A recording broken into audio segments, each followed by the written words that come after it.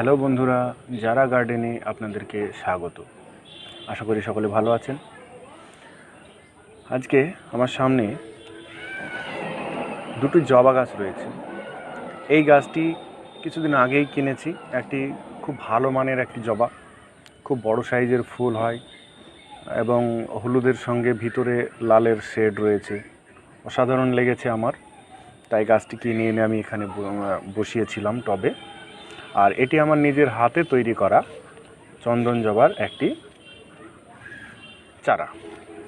এটা গত গ্রীষ্মকালে যখন জবা গাছ আমরা প্রুনিং করেছিলাম, সেই সময় যে ফেলে দেওয়া ডাল, সেই ডাল আমি কিছু কেটে বালিতে বসিয়েছিলাম এবং সেখান থেকে চারা তৈরি করে আমি রেখেছি শুধুমাত্র এই গ্রাফটিং করার জন্যে। তো আমরা এর আগে গ্রাফটিং করেছি, আমরা সায়ন বসিয়ে, ডাইরেক্ট সায়ন বসিয়ে আমরা ভি গ্রাফটিং করেছি। সেটা আমার ডেসক্রিপশন বক্সে সেই ভিডিওর লিঙ্ক দেওয়া আছে, আপনারা প্রয়োজন হলে দেখে নিতে পারবেন এবং ভি গ্রাফটিং কীভাবে করতে হয় সেটাও আপনারা শিখে নিতে পারবেন। আজকে আমরা একটা নতুন গ্রাফটিং পদ্ধতি নিয়ে কথা বলবো, সেটা হচ্ছে বার্ড গ্রাফটিং বা চোখ কলম। ভি গ্রাফটিংয়ে কী হয়, একটি ডোগা, একটি গাছের সায়ন অনেকটা লম্বা, প্রায় 4-5 ইঞ্চি লম্বা সায়ন বসাতে হয়। এতে গাছের ডগাটা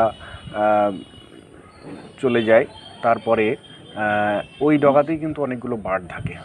তাই সূক্ষ্ম হাতে যদি ওই প্রত্যেকটা বার্ড যদি কেটে নিয়ে আমরা যদি কলম করি, তাহলে কিন্তু আমরা আরও বেশি কিন্তু কলম আমরা করতে পারবো। তো সেই জন্যই আপনাদেরকে হাতে কলমে আমরা দেখিয়ে দেবো কীভাবে এই জবা গাছের বার্ড গ্রাফটিং করতে হয়। এখানে বেশি কিছু প্রয়োজন হবে না, একটি স্টক প্রয়োজন হবে, এরকম একটি বাঁদার গাছ প্রয়োজন হবে যেখান থেকে আমরা বার্ডটা তুলে নেবো বা চোখটা তুলে নেবো, আর সঙ্গে কিছু বাঁধার জন্য পলিথিন টেপ লাগবে, আর একটি ব্লেড। আপনারা নতুন ব্লেড ব্যবহার করবেন।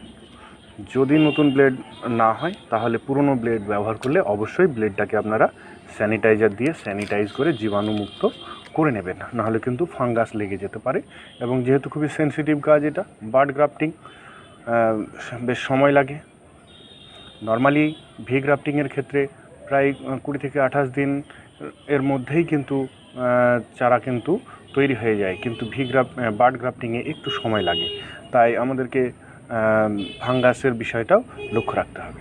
তো আমরা কি করব, আমরা এখান থেকে একটা চোখ তুলে এই গাছে আমরা বসাবো। তার আগে এই গাছটায় কিছু কাজ করে নিই। এই গাছে এত ডালপালা আমি রাখবো না, তার জন্যে এই ব্লেড দিয়েই আমি এই ডাল কিছু কেটে দেবো।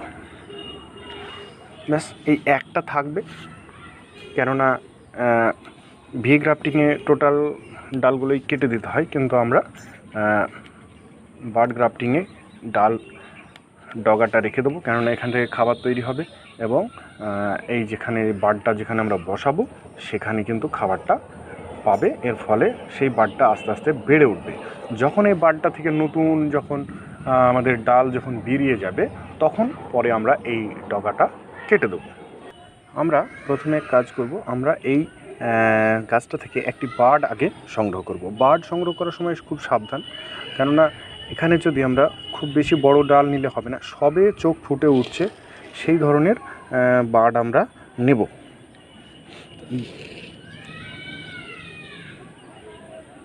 এটা দেখতে পাচ্ছেন আপনারা, খুব সুন্দর হয়েছে।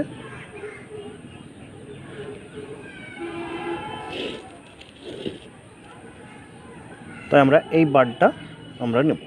প্রথমে আমরা নিচের দিকে একটু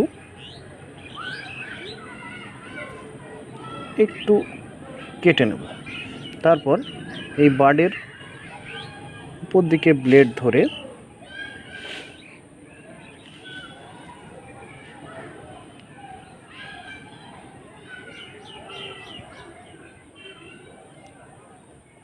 হালকা করে চাপ দেব। ব্যাস, নিচে যেহেতু কেটে রেখেছিলাম তাই বার্ডটি আমার খুব সহজেই বেরিয়ে গেল। এই যে দেখতে পাচ্ছেন, বার্ডটা খুব সুন্দরভাবে বেরিয়েছে। এবারে আমরা যেটা করব, এবারে এখানে আমরা মোটামুটি এইরকম জায়গাতে আমরা চোখটা বসাবো। একইভাবে আমরা তাহলে এই জায়গাটায় আগে একই পদ্ধতিতে একটু নিচের দিকে আড়াআড়িভাবে একটু কেটে নেব। তারপরে মোটামুটি যতটা এখানে বার্ড যতটা নেওয়া হয়েছিল আইডিয়া করে কিন্তু মোটামুটি এতটাই আমরা কাটব।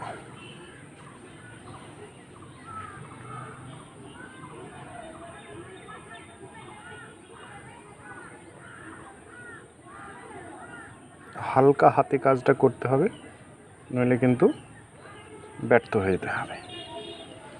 ব্যাস, ওটা কেটে গেল। এবারে আমরা এই যে বার্ডটি রয়েছে, এই বার্ডটি এই জায়গায় আমরা বসিয়ে দেব।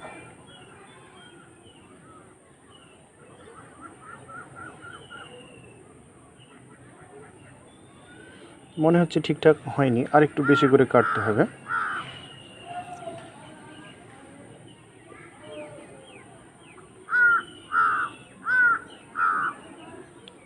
একটু বেশি কেটে গেলেও কোনো অসুবিধা নেই, কেননা টেপ দিয়ে যখন বাঁধা থাকবে তখন অটোমেটিক সেই জায়গাটা আবার পূরণ হয়ে যাবে।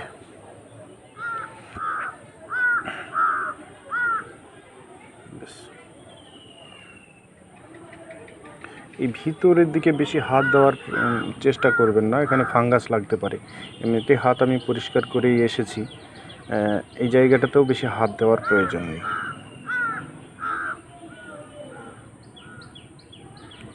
ব্যাস, নিচে যেহেতু একটু খাঁজ করে দিয়েছিলাম তাই এটা ওই জায়গাটাতে আমরা সেট করে বসিয়ে দিলাম। এবার আমরা টেপ দিয়ে কিন্তু এটাকে এবার বাঁধবো।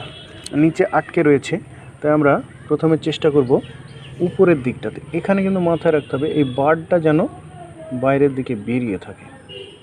সেই মতো করে আমি প্রথমেই উপরের দিকে আগে বেঁধে নেব, তাহলে বার্ডটা সেট হয়ে যাবে, নড়বে না।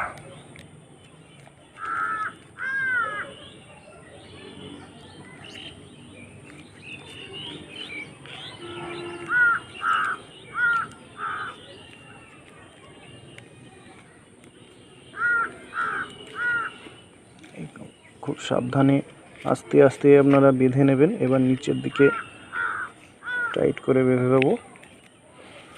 এই বাইন্ডিংটা কিন্তু খুব সাবধান, বাইন্ডিংটা যত টাইট হবে আপনার কলমটা তত সফল হবে।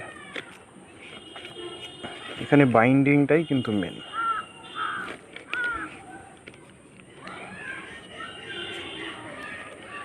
আরও একটা জিনিস মাথায় রাখতে হবে, এই গাছটি যখন আমরা ছায়াতে যখন রেখে দেব, কিছুদিন পর থেকে কিন্তু এই নিচের দিক থেকে কিন্তু এই যে স্টক যেটা রয়েছে এটাতে কিন্তু আবার বার্ড আসতে পারে, আরও সব ডাল বেরোনোর চেষ্টা করবে, সেইগুলো কিন্তু ভেঙে দিতে হবে, নইলে ওই বার্ড কিন্তু খাবার জল সেরকম কিছু পাবে না এবং বার্ডটা শুকিয়ে যেতে পারে।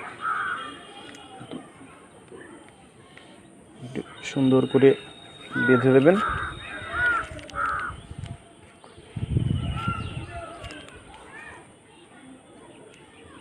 খুব সাবধানে করতে হবে, বার্ডটা ডগাটা যেন কোনো ক্ষতি না হয়। এবারে আমরা এই গাছটিতে আমার একটু জলের ঘাটতি রয়েছে, আমি এখনই জল দিয়ে দেবো।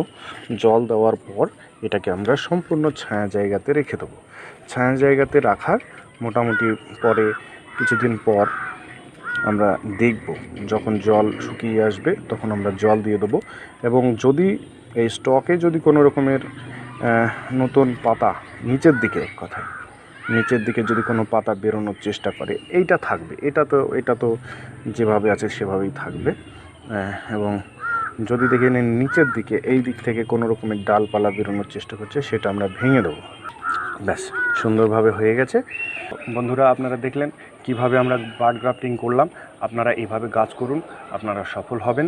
এবং চারা তৈরি করে আপনি একটি গাছ যদি কিনে আনতে পারেন, একটি গাছ থেকে আপনি আরও বেশি বেশি করে চারা তৈরি করতে পারবেন এবং আপনার বাগানকে ভরিয়ে তুলতে পারবেন। তো যদি আমাদের ভিডিওটি আপনাদের ভালো লেগে থাকে অবশ্যই একটি লাইক করবেন এবং চ্যানেলে নতুন হলে অবশ্যই চ্যানেলটিকে সাবস্ক্রাইব করবেন। আর বন্ধুবান্ধবদের মধ্যে এটিকে শেয়ার করে দেবেন যাতে তারাও এরকমভাবে গ্রাফটিং শিখতে পারে এবং তারা বাগান করতে পারে। তো আপনারা ভালো থাকবেন, ধন্যবাদ।